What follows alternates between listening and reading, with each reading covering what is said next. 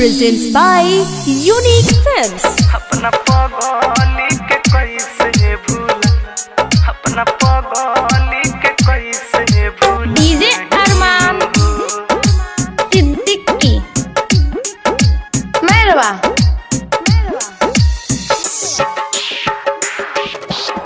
झर झर गिरतावे नैना से लोरावा, सोची सोची रतिया से होई जाता भोरावा।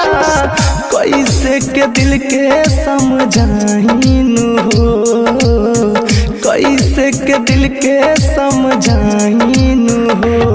अपना पगली के कैसे भुलाइनु हो, अपना पगली के कैसे भुलाइनु हो। झर झर गिरतावे नैना से लोरावा, सोची सोची रतिया से होई जाता भोरावा। कैसे के दिल के समझाइनु हो, कैसे के दिल के समझाइनु हो। अपना पगली के कैसे भुलाइनु हो, अपना पगली के कैसे भुलाइनु हो। डीजे अरमान सिद्दीकी मेहरबा।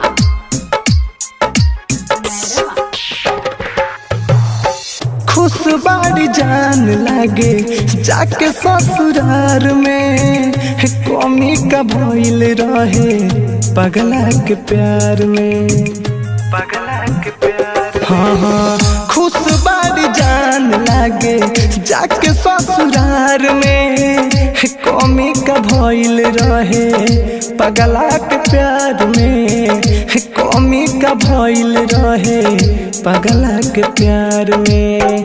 जियो तनी कैसे के सुनाए करे जा, दिल रही दिल जवान हमारा के दे जा। दिया की समती जो पराइनु हो, दिया की समती जो पराइनु हो।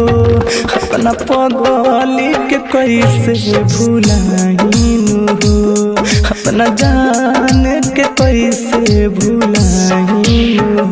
presents by Unique Films।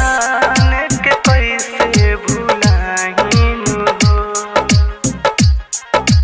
DJ अरमान सिद्दीकी मेहरबा।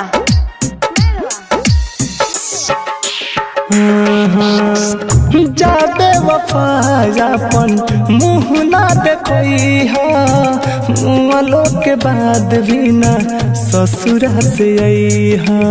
हे दादा हाँ हाँ जाबे वफा अपन मुँह ना देखई हा, मुँहलो के बाद भी ना ससुरा से आई हा। मुँहलो के बाद भी ना ससुरा से आई हा। माही महेंद्र राज प्रकाश के क्रिया तू खैले रहू खुला आकाश के।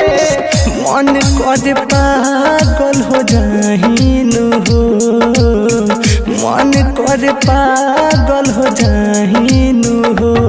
अपना पगली के कैसे भुलाइनु हो, अपना पगली के कैसे भुलाइनु हो।